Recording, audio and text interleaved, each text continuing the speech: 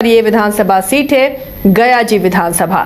गया जी विधानसभा में फिलहाल तो बीजेपी का कब्जा है, लेकिन क्या गया टाउन विधानसभा में इस बार भी कमल खिलेगा या फिर थोड़ी सी यहां पर मुश्किल होंगी बीजेपी के लिए राहें?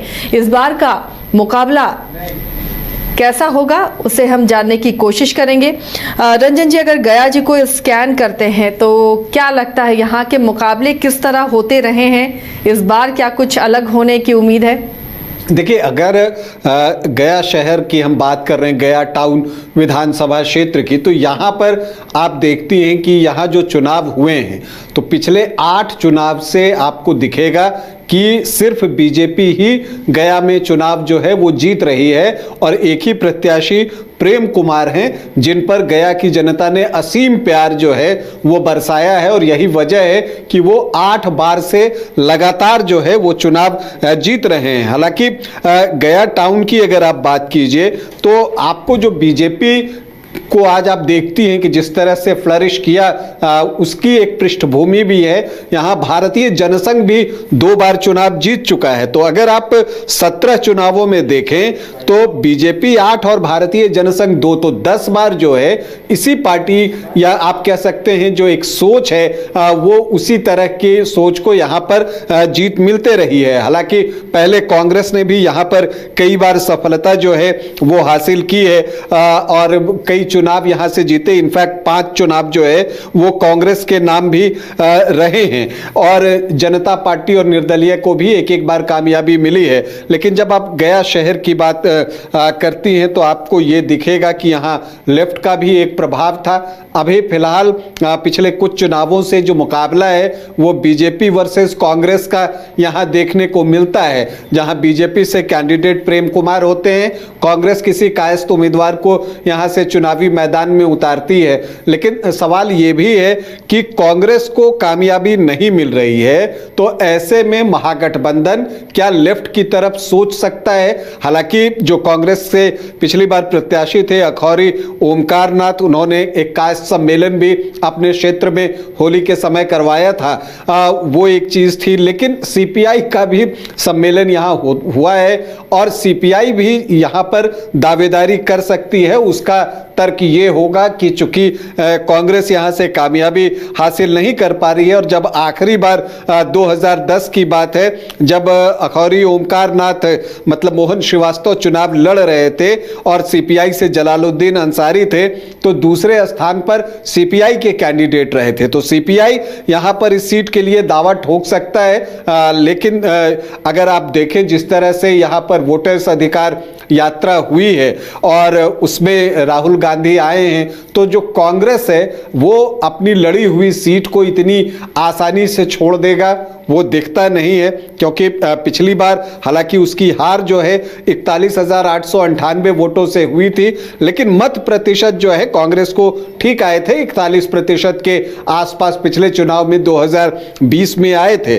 तो ऐसे में कांग्रेस से अखौरी ओमकार नाथ मतलब कि मोहन श्रीवास्तव जो है इस सीट पर दावेदारी कर रहे हैं। लेकिन कांग्रेस को एक और चीज भी सोचनी है कि कायस्थ उम्मीदवार आप दे रहे हैं, सफलता नहीं मिल रही है। सामने प्रेम कुमार हैं, चंद्रवंशी समाज से हैं, उनकी जाति के वोटरों की एक अच्छी खासी संख्या है और जब वो बीजेपी के जो कोर वोटर्स हैं उनके साथ ऐड ऑन होते हैं तो एक ऐसी स्थिति निर्मित होती है जहां उनके लिए जीत कंफर्म हो जाती है।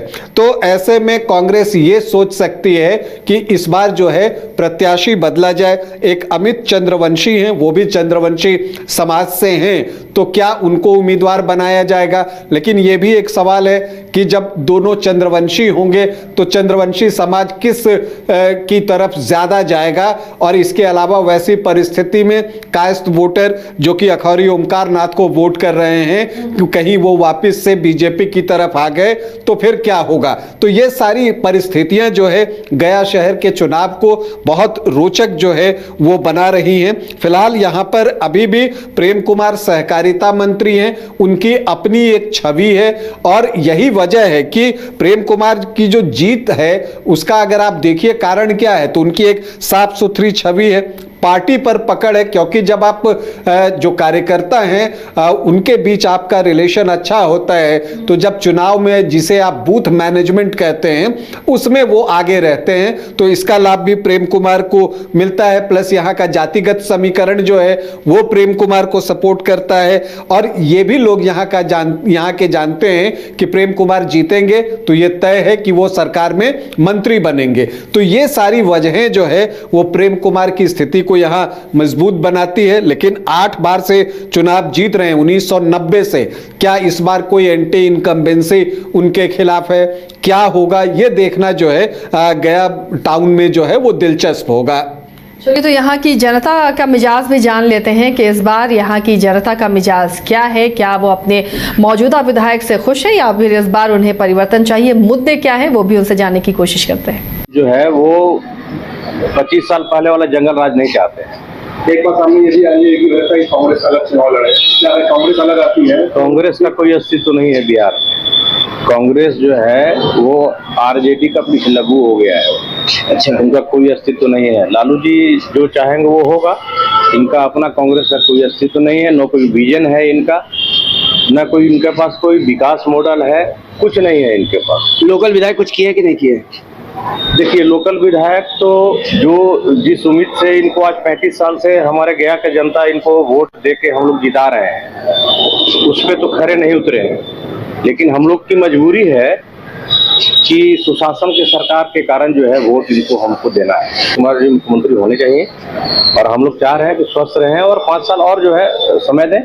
हाँ, कोई नया चेहरा अगर आ जाता है, अगर दोनों एनडीए गठबंधन में अगर ये लोग अगर मिलजुल कर अगर कोई नया चेहरा ऐसे दें जो हमारे बिहार को जिस हिसाब से नीतीश कुमार आज तक लेके चले हैं आगे, वो उसी हिसाब से सुशासन की सरकार जो लॉ एंड ऑर्डर है उसको कम से कम बनाए रखे, विकास तो होता ही है। देखिए, हमने 90 का वो जमाना देखा है जब 6 बजे के बाद दुकानें बंद हुआ करती थी, तो बिल्कुल इस बार की जो सरकार रहेगी वो नीतीश जी की सरकार ही रहेगी, क्योंकि जनता कहीं ना कहीं जंगल राज से तरस आ चुकी थी।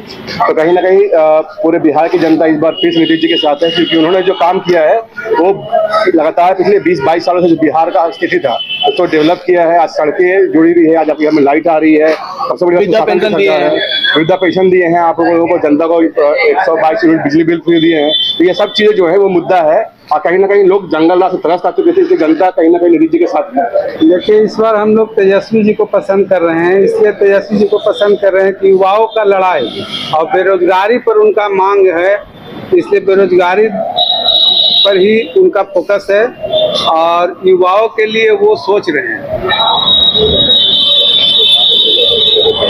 तेजस्वी यादव तो जंगल राज कह पाता है। कहाँ जंगल राज है भाई? आप बताइए ना भाई कि जंगल राज कहाँ है अभी के डेट में? लोग स्वेच्छा से बिजनेस कर रहे हैं, लोग यहाँ इन्वेस्ट कर रहे हैं, सब चीज तो हो रहा है। तो देखिए, सबकी अपनी अपनी पसंद है। कोई मौजूदा विधायक पर ही भरोसा जता रहा है तो किसी को परिवर्तन चाहिए। तो अब जनता के हाथ में चाबी है, वो किसे सत्ता तक पहुंचाती है। रंजन जी, गया को अगर आप स्कैन करते हैं तो यहाँ के समीकरण क्या फेवर करते हुए नजर आते हैं जिससे बीजेपी कैंडिडेट की जीत होती है? जैसा मैंने आपको कहा कि यहाँ के जो जातीय समीकरण हैं वो बीजेपी को सपोर्ट करते देखते हैं। एमओआई का एक इक्वेशन है, उसमें चूंकि कास्ट कैंडिडेट अगर हैं तो कुछ कास्ट वोटों का ट्रांसफर टुवर्ड्स महागठबंधन होता है, बाकी वोट एक तरफ आते हुए दिखते हैं। और इसी वजह से अगर आप देखें तो प्रेम कुमार को जो वोट भी आते हैं लगभग 50% तो आ ही जाते हैं। और इस बार भी लोकसभा के चुनाव में तो जीतन राम मांझी यहाँ से चुनाव लड़ रहे थे तो लगभग 60% के आसपास वोट आया। यहाँ पर जो सामान्य जाति के वोटर्स ही आप कह लीजिए वो 26 से 28% के बीच हो जाते हैं, जिसमें से अधिकांश वोट जो है बड़ी संख्या में वो वोट प्रेम कुमार को बीजेपी की तरफ पड़ते हैं। राजपूत 5.5 से 6.5%, भूमिहार 8 से 9%, बसावट के कारण इनकी संख्या बढ़ी है, ब्राह्मण 3 से 4% और कास्ट भी यहाँ पर 8-10% के आसपास है। यही वजह है कि कांग्रेस यहाँ से कास्ट कैंडिडेट देती है। लेकिन फिर आप देखिएगा कि जो कुवेरी कुर्मी है उनको मिलाकर जो है 9 से 10% और वैश्य 14 से 16%, तो बड़ी संख्या है। तो ये जो आंकड़ा है, और फिर आप इसमें जब आप चंद्रवंशी जोड़ते हैं तो वो भी 8 से 10%, तो ये आंकड़ा जो है वो बहुत बड़ा हो जाता है, 50%, 55% को भी क्रॉस कर जाता है। तो जब कुछ वोटों की सेंधमारी भी हो जाती है इस खेमे से, बावजूद इसके प्रेम कुमार का वोट जो है आपको 48 से 50% के बीच दिखता ही है। तो ये वजह है कि बीजेपी का स्ट्रांग होल्ड गया टाउन में रहा है, और आज से नहीं रहा, ट्रेडिशनली भी आप देखिए तो जो बीजेपी की सोच है उसको यहां पर समर्थन मिलता रहा है। तो अब देखिए यहां पर जो महागठबंधन की बात है उसके लिए महत्वपूर्ण यह है कि वो किस चेहरे को प्रेम कुमार के खिलाफ चुनावी मैदान में उतारता है और उनकी अपील आम जनता में कितनी होती है। तो चलिए, पुराने दिग्गज के सामने कौन ऐसा नया चेहरा आता है जो मुकाबले के लिए खुद को तैयार करता है, इस पर हमारी नज़र बनी रहेगी। फिलहाल अपने अपने तरीके से प्रत्याशी मेहनत तो कर रहे हैं, जो संभावित प्रत्याशी हैं वो भी पसीना बहाते हुए फील्ड में नजर आ रहे हैं, लेकिन तय जनता को करना है और जनता भी सब देख रही है, सब समझ रही है।